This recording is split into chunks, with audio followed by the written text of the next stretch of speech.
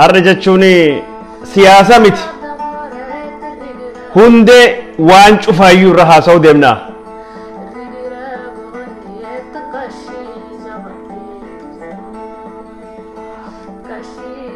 Har'a waan kan kee haasa'uu deemna Oromoo waan sagalee keetii meeshaa akka nu wal haasofnu yookaan wal dubbannu nu godhe waa'ee meeshaa suni dubbachuu deemna.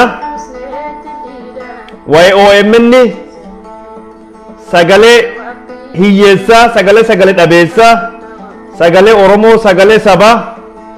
sagalee cunqurfamaa, sagalee gaafa Afrikaa ka sabaaf sablammii waa'ee miidiyaa kana dubbachuu deemna. Miidiyaa kana akkamiin gargaaruu qabna waan jedhu dubbachuu deemna. Namas gubbaan daawwachaa jirtan cufaayyuu karaa OMN tiin dhiyaannaa jedhee anatti xiqqoo haalina hin mijaayini sagantaa eeguma qopheessine duubatti hirmaachuu hin dandeenye namni hundaayyuu dhiifama gaafadhaa. Sun sagantaa guyyaa biraa goonaa jedhee yaada. Sun sagantaa guyyaa biraa godhuu deemna. Kanaafuu ammoo nu haasa'uu deemna akkamiin miidiyaa Oromoo OMN gargaara yookaan akkamiin bira dhaabbannaa ka jennu irraa dubbachuu qabna. Sanirra dubbachuu deema. OMN sagalee uummata, sagalee cunqurfamaa, sagalee sabaaf sablammii, sagalee uummata bal'aa, sagalee warri sagalee maleeyyii yookaan sagalee dhabeeyyii, sagalee haqaa, sagalee dhugaa, sagalee qabsoo Oromoo ka waggaa 100 ola awwaalamtee addunyaa waggaa 5 keessattu beeksise miidiyaa kan akkamiin gargaarra akkamiin cimsannaa ka jedhu irra haasa'uu deemna. Arwaan siyaasaa biraati miti hundee siyaasaa hundaayyuu waa'ee miidiyaa waa'ee sagalee sun irra haasa'uu deemna. Isiniin hundinuyyuu ammoo jechuun waan keessatti gahee taphachuu dandeettan. Isiniin hundinuyyuu seena taphachuu dandeettan. Isiniin hundinuyyuu gahee qabdanii gaheen keessan maali akkamiin seena taphattanii ka jedhu irra haasa'uu deemna, irra dubbachuu deemna. Suniin dura gaafa OMN dhaabbatu Jawaar Mohammad haasaa godhee ture. Haasaa Jawaar Mohammad gaafa inni ittiin dhaabbatu godhe ka gaafa Jawaar Mohammad qilleensa Oromiyaa bilisoomsin inni jedhe ka gaafa Jawaar Mohammad har'irraa jalqabnee olaantummaan ilmaan alagaa qilleensa Oromiyaa irratti cap jedhe. Qilleensa Oromiyaa bilisoomsin har'irraa eegallee qilleensa Oromiyaa irratti olaantummaan ilmaan alagaa cap. Bilisummaa kana gara dachii akkam gabbuu sun gaafa inni dubbatu sun ka achiin duba bilisummaan sun waggaa 3 keessatti waggaa 4 keessatti dachii gabbuuti jalqabi waan hundaayyuu haasayaa suni haasaa sani bakkisan qofa muree Farhaan Abdusalaam feesbuukii gubbaa godhee jira. Har yoo sheer godhuu barbaaddan yookaan ammoo yoo dhaga'uu feetan ana ammoo asii isin dhageessisuu deema. Har'arraa eegalee qilleensa Oromiyaa irratti olaantummaan ilmaan alagaadhaa uummata keenya irra qabdu cabe.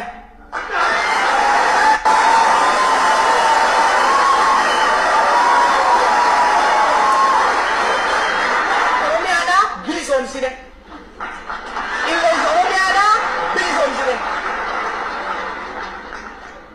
Bilisummaan kun tuttee gara bilisummaa dachii Oromiyaatitti akka ceetu dirqamni dhiisan jechuudha.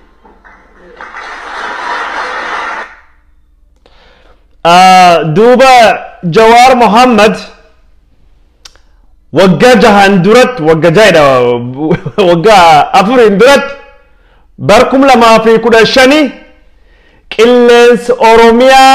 bilisoomsine. Har'arraa eegalee qilleensa Oromiyaa irratti olaantummaan ilmaan alagaadhaa uummata keenya irra qabdu cabe. Dhageettu.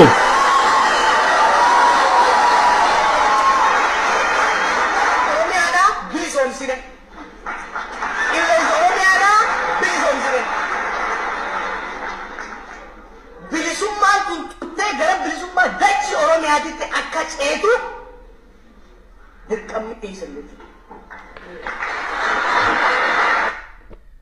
Waan Jawaar gaafasi jedhe gaafa OMN jalqaba dhaabbatu har'irraa jalqabee olaantummaan ilmaan alagaa qilleensa Oromiyaa irrattu cap bilisummaan sun akka dachiitu gabbuutu dirqama keessanii jedhe. Dirqama keessanii jedhanii dhaammate jennaan warri Oromoo ka addunyaa kan gubbaa jirtan keessattuu ka biyya alaa jirtan Ameerikaaf, Awurooppaa, Awustreeliyaa, Afrikaa biyya jidduu gala baha keessa jirtan imaanaa sun fudhattanii waan kana utubdanii gadhaabdanii maallaqaan horiin bir dhaabbachuun dhaaba gootanii sagalee ummata Oromoo ukkaamsamee sagalee dhabeef sagalee taatanii ummata Oromoo ka sagaleen isaa ukkaamamee fi sagalee taatanii ummata Oromooti dubbattanii qabsoo isaa addunyaa dhageessiftanii Oromoo bahaa dhiyaa kaabaa kibbaa jiddu galeessi jiru hundaayyuu sagalee tokki gootanii Oromoo jechuun sagaleen isaa ukkaamame hundaayyuu wal barsiiftanii injifannoo ammaan tan dhufte tana akka argannu gootan injifannoo ammaan tan dhufte tana sagalee ummata Oromoo ta'u miidiyaa kana beekumsaan ogummaan hayyummaan gorsaan qeeqan gargaarsi maallaqaatiin hunda caala bir dhaabbattanii akka miidiyaan kun guddatee ummata Oromootii fi cunqurfama sabaa fi sablammii biyya suniitiif sagalee ta'ee mootummaan abbaa irree wayyaanee barbadaa'u gahee guddaa taphattanii jirtan. Ufittu gammada kun injifannoo akka malee guddaa tokko dayaaspooraa kunin injifannoo guddaa takka waan jechuun ummata Oromoo gubbaatti dhaabane waaroo salphinaa ka cunqursaa ka ummata Oromoo ittiin bulchaa bayanii ka waggaa 100 oli hundee biyya Oromoo keessatti godhattee qabsoo keessanii miidiyaa keessan dhaabattanii qeerroo keessanii sagalee taatanii dargaggeessu keessan afaan walitti fiddanii jechi gos tokkootii fi waan gos tokkootiif kaayoo gos tokkooti akka inni dhaabbatee mirgitu ufiitu falmatu gootanii addunyaa ammoo dippiloomaasii waan kan afaan adda addaatiin namatti himuun akka addunyaan beektu gootanii sabaaf sablammii cunqurfamaa gosa Sidaamaa gosa Somaalee gosa Qimaanti sagalee ta'uuni Oromoo walitti fiddanii waan kana waggaa 5 keessatti lafirraa furguggeessu qof dabartanii qabsoon Oromoo akkisiin dhaabbattu hundee cima akka godhattu gootan baga gootanii baga waan kan warri godhuu dandayu taane ammaan tan ammoo miidiyaan kun rakkoo guddaa waan qabuufi miidiyaa kanaan doorsisni qaama hedduu irra waan itti dhufaa jiruufi miidiyaan kun ilkaan mootummaa keessa seenee waan jiruuf yeroo miidiyaa yeroo kamiyyuu caala barbaannu yeroo kamiyyuu caala jabeessinu yeroon isaa ammaan tana oduna dhagayaa jirtanii yeroo ammaan tana miidiyaa kan gargaaru eegi barbaaddan linkii kana gaditti jechuun bakki deemtan itti gargaartan isinii godha linkii armaan gadi jirtu kanaan deema waan qabdan kennaa gargaara miidiyaa kan bir dhaabbadha horiin maallaqaan gargaara miidiyaan kun maal wanni ni barbaachiseef OMN wanni ni barbaachiseef gaaf miidiyaan kun jalqabu Oromoon sagalee waan takka hin qabu ammallee taanan sagalee hin qabu laala galmi calanqootti waan guyyaa dheengaddaa ta'e OBN bakka muummicha ministeeraatii fi warris wajjin dhufeef harki dhawaan qof yoo sagantaa jalqabu harki dhawaan yoo dhumatellee harki dhawaan dhumatee faaruu mootummaa qofaatii fi warri isaan faarsu qofa keessa filee keessa dabarse kalee akka malee gammaddanii turtan hin turre waan ummatii Harargee sun dubbate dhugaa inni gabbaa sun harki dhawaa turtan odoo sagalee miidiyaa qabaachuu baattanii hin dhageettan wallootti wanta maal san dhageessu jira OMN san dhageessa jira badii gumuzi ka dhalate eenyutu dhageessis OMN badii ummata jechuun Qimaanti gubbaatti deemaa jiru eenyu dhageessaa jira OMN dhumiinsa ummatii Oromoo jechuun gummaydee ummattoota kibbatti dhumate eenyutu dhageessaa jira OMN dhumaansi jechuun ummatii Maareeqoo naannoo wanni keessatti dhumate naannoo Guraagee keessa zoonii Guraagee keessatti dhumachaa jira eenyutti himaa jira OMN rakkoo Oromoo ka dubbatu maalidha OMN Itoophiyaa keessatti rakkoo hedduutu jira rakkoon Oromoo tokkoffaan sagalee dhabuu miidiyaa dhabuudha waggaa 100 fi dhibbi tokkoo fi 20-30 ol haga Oromoon cabee miidiyaan bakka Oromoon ittiin akka malee cunqurfamuu ture miidiyaan Oromoo kanaan durallee bar mootummaa Itoophiyaatti raadiyoon cabsaa jedhamee raadiyoon Moqodishoo gaaf banamte jijjiirame isin fidde akka malee guddaa tokko ture jechuudha warri waan sun godhe haa galatoomu OMN dhufeenna waggaa 5 keessatti 5 gadi keessatti waan inni godhe argitanii jirtanii jechuudha OMN sagalee ummata Oromoo sagalee cunqurfamaa sagalee ummata bal'aa guddaatidha waan kan sheer godhaa waliin gayaa waan kan sheer godhaa waliin gayaa OMN jechuun miidiyaa sababallaa miidiyaa jechuun ummata Oromooti dubbatu jechuudha Itoophiyaa keessatti walama jira ka akka OMN dhalatuuf barbaadameef tokkoffaa miidiyaan biyya suni miidiyaan mootummaallee dabalate miidiyaan dhuunfallee miidiyaan habashaatiif hundinuu ka jiru walama wanni inni godhu walama qabadda yoo Oromoo waballeessee jedhame badii isaa malee lallabanii iyyuu Oromoon balleessee Oromoon biyya diigee Oromoon biyya gubee Oromoon akkas godhee Oromoon biyya bitittinneessee Oromoon nam qalee Oromoon nam fixee Oromoon yoo Oromoo waballeessee jedhanii odoo Oromoon hin balleessine sagalee isaanii ol fudhatanii lallabanii maqaa Oromoo addunyaa gubbaatti biyya keessattuu balleessanii Oromoo gad qabanii akka Oromoon jechuun qalbii jechuudha akka Oromoon qalbii cabu godhamuuni akka Oromoon sabaaf sablammii wajjin nagaan hin jiraanne Oromoo sodaa godhan dhiyeessanii Oromoo sodaa godhanii dhiyeessanii sodaa qofa odoo hin taane akka Oromoo gubbaatti namni dura akka Oromoo hin amanne godhuudha jibbinsa Oromoo gubbaatti dhaabbatan Oromoo wa balleessaa Oromoo wa cabsaa Oromoo wa ijjeessaa Oromoo wa fixaa filoosoofii miidiyaan Itoophiyaa gubbaatti dhaabbate ka jalqaba tokkini Oromofoobiyaa jechuun ka Jawaar Mohammad Aljazeera gubbaatti bahee dubbasuun Oromoo sodaachisu Oromoo jechuun sodaachisu Oromoo jibbisiisu sabaaf sablammii biratti akkamiin waan Oromoon hin balleessin Oromoon nam qalaa Oromoon nam muraa Oromoon nam ijjeessaa Oromoon nam saamaa Oromoon biyyi diigaa Oromoon wal diigaa Oromoon wa balleessaa Oromoon sab balleessaa kunoo hin gartuu Gediyo Oromoon akkansi godhe kunoo hin gartuu Guraage Oromoon akkansi godha kunoo hin gartuu Amaara OLFinsi nyaata bulgu Oromoo akka bulguutti akka gorjamattu dhiyeessu jechuudha. Itoophiyaa keessatti wanni Oromoon ittiin beekamte guyyaa Abba Baahirii seenaa isa barreessu gubbaatti Abba Baahiriin keeyyatti isa maal jedhe jalqabni beektanii? Ani kitaaba kan wanni an barreessuu fi cubbuu Oromoo gara hammeenya Oromoo jibbinsa Oromoo nu qabduu fi ijjeecha gara jabeenni warri ittiin nu ijjeessu isinii barreessuu fi kanaaf Oromoo seenaa isa barreessuu barbaade jedha dabtaran Abba Baahirii jedhamsan. Seenaa Abba Baahiriin barreessike jibbinsa Oromoo qabu Oromoo hammeenyi warra Oromoo ijjeecha warri nam ijjeessu gara jabeen warraati fi Oromoo jechuun jaalala waraana jechuun jaalala dhiig nama dibachuu dhiiga dhangalaasuu isin qabu saaxiluu fi jibbinsa Oromoo ma barreessa maaliif barreessuun an jedhanii kiristaanii jibbinsa Nabi Muhammad hin barreessu jibbinsa Nabi Muhammad ka barreessu warri kiristaana jedhe Abba Baahiriin seenaa isaa itti keewwate jechuudha gaafa guyyaa sun irra jalqabee hagarra wanni deemaa jiru Oromoo jibbisiisu Oromoo maqaballeessu Oromoo jibbisiisu jechuun gaafa Oromoo waballeessitu gaafa Oromoo waballeessitu jedhame yaadam yookaan Oromoon adoo wayin balleessinu Oromoon si balleessuu fi Oromoon si nyaachuu fi Oromoon si ijjeessuu fi Oromoon si qaluu fi Oromoon biyya si baasuu fi Oromoon qabeenya kan kee mancaasuu fi Oromoon niitii kan kee horii kan kee sirra fudhachuu fi Oromoon jiraattee jennaan ati baduu deemtaa jedhanii sodaa akkana gubbaatti miidiyaan Oromoo dhaabbate miidiyaan Itoophiyaa dhaabbate jechuudha miidii tokkiin kan miidiyaa Itoophiyaa kan irra dhaabbatu maali jibbinsa Oromootidha jibbinsa fi sodaa Oromoo guguddisu miili tokko kan irra dhaabbate miidiyaan biyyi sunii kanaadha jechuudha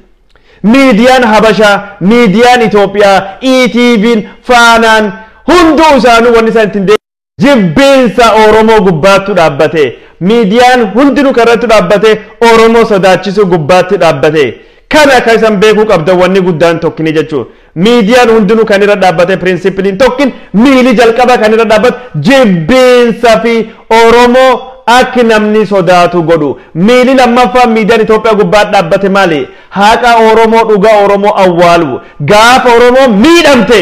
miili lammaffaa irra dhaabbate gaafa Oromoo miidhamte gaafa Oromoo reebamte gaafa Oromoo ijjeefamte haqa dhugaa Oromoo awwaalu miili miidiyaan Itoophiyaa gubbaatti dhaabbatu walama tokko Oromoo jibbisiisu lammaffaan haqa Oromoo awwaalu gaafa ummati Oromoo miiliyoona tokko oli naannoo Somaalii irraa buqqa'ee hin haasaamne gaafa ummati Oromoo 100,000 Benishangul gubbaa buqqa'ee hin dubbatamne gaafa ummati Oromoo ijjeefamu hin dubbatamne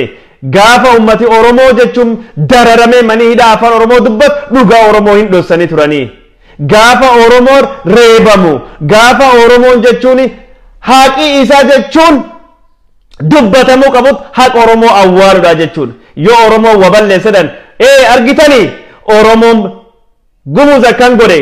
Oromoon Gediyoo akkas godhe Oromoon akkas godhe jechuudha. Miidiyaan Itoophiyaa miidiyaan Habashaa waliigalatti miilii isa lamaan jibbinsa Oromootiif haqa Oromoo awwaaludha jechuudha. Kan keessa ka bilisa Oromoo baasee ka qilleensa Oromiyaa bilisoomse olaantummaa ilmaan alagaa qilleensa Oromiyaatiif uummata Oromoo gubbaatti qaban cabsuun ka bilis baasee OMN Oromiyaa Media Network OMANA qubee sadaan kan qabaddaa kanatti iyyuu bilisoomse jechuudha. Eegii miidiyaan kun dhaabbate maal qilleensa Oromiyaa bilisoomse olaantummaa miidiyaa alagaa ka miilii isa lamaan jibbinsa Oromootiif haqa Oromoo awwaaluu gubbaatti dhaabbate ni moo'ame. Sagalee warra ni moo'ame. Sagalee warra ni callise. Kanaaf jibbinsa Oromoo warra gubbaa qabu cabse. Hammeenyi Oromoo warri gubbaa qabu cabse. Dhugaa Oromoo baasuun Oromoof addunyaatti himuun dhugaa qabatee Oromoon dhugaa san gubbaatti wal bir dhaabbatee harka wal qabatee cunqursaa isa jala cunqursaa is jala sirni galche yookaan sirnis cunqurfatee waggaa 5 gaditti ofirraa fonqolchee boolli jaannamaa buuse. Kana wanni lamaan jechuun ka OMN godhe dhugaa Oromoo awwaalamte mul'isu dhugaa sabaaf sablammoota ka cunqurfame mul'isu dhugaa biyya sun keessatti bakki dhabde dhugaa biyya san keessatti hin jaalatamne dhugaa hadhooftuu Habashaan hin feene jechuun awwaala baasee dhugaan sunini akka hangaatee mul'attu godhuudhani ummanni dhugaa sun dhabe dhugaa isa beekee akka dhugaa isa deeffatu OMN yookaan OMANan wanni inni waggaa 5 kan keessa godhe waan kana jechuudha. Kanaaf OMN gargaaruu qabdanii jechuudha. OMN kanaaf bir dhaabbachuu qabdanii jechuudha. Yoomillee caala yeroon OMN akka malee isin barbaachisu yeroon inni akka malee barbaachisu yeroon akka malee OMN itti gargaaruu qabdan yeroon isaa ammaan tana waan OMN dhugaa Oromoo baasee Oromoo injifannoon gahee fi waan OMN haqa jechuun warra sagalee dhabeeyyii ummata qimaanti ta'ee fi waan OMN sagalee ummata Oromoo walloo kamisee ta'ee fi waan OMN sagalee ummata agoo ta'ee fi yeroo ammaa kana mootummaan Itoophiyaa haa cufamu jechaa jira miidiyaan kun. Adda durummaan duula kan bane mootummaa naannoo Amaaraati. Ittaansa jechuun dhaaduu Abiy Ahmed paarlaamaa keessatti dhiyoo dhaaddate miidiyaa warra paaspoortii lama qabu jedhe isinuu ifa galaadha wanni sun. Waan kanatti jijjiirama kana rakkoo kana balaa guyyaa torbaan darbe keessa deemaa jiru kan malee deemaa jiru kadhalee dhaaduu kana jechuudha. Biroodkaastiin yeroo ammaan kana miidiyaa kan cufuu fi dhaadachaa jira. Miidiyaan kun hin cufamuu jenne jechuun morka xiiqii jiru agarsiisuu danda'uu qabna. Sagaleen Oromoo miidiyaan Oromoo ka cufamu gaafa Oromoon mishiiniin yookaan ergamsi OMN galmaan gahee jedhee Oromoon itti amanee ammaan booda ergamsi isaa fixatee jira. Miidiyaan dhuunfaadhaan nu barbaachisaa malee miidiyaan ummati dhaabin jiru yookaan ammoo Jawaarilleen gaafsu miidiyaa dhuunfati nagabba'u jedhe gaafa ummati Oromoo itti amanee cufee qofa cufamuu qaba jechuudha. Kanaafu miidiyaa kana gargaara linkii isaa sheer isinii godhee jira. Miidiyaa kana linkii isaa sheer isinii godhee jira. Linkii kan deema miidiyaa kana gargaara namni hedduu aktivistoonni Oromoo hundinuyyuu harka walirraa fuudhee dubbachaa jirra. Ganama sa'aadi Jarmen Frankfurt dhiifama Nurenberg irra dubbachaa ture achiin duba Teksaasitti jechuun falmataa Ibroo dubbachaa jira. Akkuma falmataa Ibroo irra bu'eeni ana ammoo jechuun dhufee waan isaa haasa'u jira. Yoo an deemellee namni biraa na duuba dhufee OMN jechuun aktivistoonni Oromoo hundinuyyuu waldaaleen Oromoo hundinuyyuu dubartoonni Oromoo hundinuyyuu namni hundinuyyuu wal harkaa fuudhee OMN fi sagalee ta'uu OMN akka inni gargaaramu godhuu danda'uu qabna jechuudha. Miidiyaan kun waan biraatiif cufamaa hin jiru. Ummata Oromootiif sagalee ta'ee Oromoo waan injifannootti dhiyeesseef yookaan injifannootti fidee fi miidiyaan kun cunqurfamaa akka ummata qimaantii fi akka ummata agootii fi ummata Oromoo wallootii fi ummata maareqoo misqaanii fi ummata jechuun akka jechuun qabeenaafaa ummata cunqurfama akka sidaamaa faa waan sagalee ta'eefu warri jechuun ilmaan oromoo sagalee akka hin qabne cunqurfamaan sagalee akka hin qabne barbaadu warri impaayerii kafaaruu impaayerii barbaadan kafaaruu atsoota barbaadanii kafaaruu sirni nafxanyaa barbaadan akka inni cufamu godhuu jira jechuun hardi jechuun OMN haa cufamu jechuun maalifi injifannoo kenna injifannoo kenna iccitiin isaa OMN Oromia Media Network injifannoo Oromoo iccitiin isaa waan ta'eefi agartuun irra qaroon Oromoo iji Oromoo gurri Oromoo dhageettiin Oromoo siyaasan isaa injifannoon isaa OMN waan taateef OMN gaaf dhaamsin Oromoon sagaleen isaa hin ukkamama hin dhaamama kanaafu injifannoo isaa kan duuba deebisnaa jedhanii yaadaa jiran Jawaar mataa Oromoo waan ta'eef OMN waan deemuufi gaafa Jawaari hayyuu Oromoo mataa Oromoo kan ijjeesne yookaan ammoo dhabamsiifne yookaan hiine biyya baasne horii warri isaan ittiin jedhan mangaan Oromoo kun ni bittinnaawaa jedhan kanaan dura Tewoodiroos gaafa hayyoota Oromoo walitti qabe Magdalaatti fixe 32 oli guyyaa tokkotti ummata Oromoo walloo mataa yookaan hoggana dhabamsiisu ture jechuudha Haile Sillaasenis kan godhe jechuudha Haile Sillaaseen gaafa Muhammad Gada Qaallu hidhe Baalee keessa bar 1942 bar 1960 keessatti gaafni man hidhaa gobbaattu ijjeefamu godhame sagalee ummata Oromoo dhabamsiisuu fi Oromoo mataa dhowwuu fi dhawuuf tolchan gaafa Taaddasa Birruu ijjeesan kana gaafa hayyoota Oromoo tokkoon qabaa ijjeesan wanni barbaadanii Oromoo kana gargari facaasanii Oromoo jechuun mataa Oromoo nam ijaara Oromoo nam ittiin deema hayyuu dhowwuun ummata kana jechuun akka inni callisu akka inni sagalee hin qabaanne godhuufi ture jechuudha ani nam OMN gargaara jedhe yeroo an dura dubbachuu turu OMN jechuun nama 52tu gargaara maallaqe 52tu walittu qabame amma eegi allaalu 55 tahee jira 75tiin goolin haga OMN jechuun gargaarsi 100tiin bahu asum taa'ee haasawaa jechuudha OMN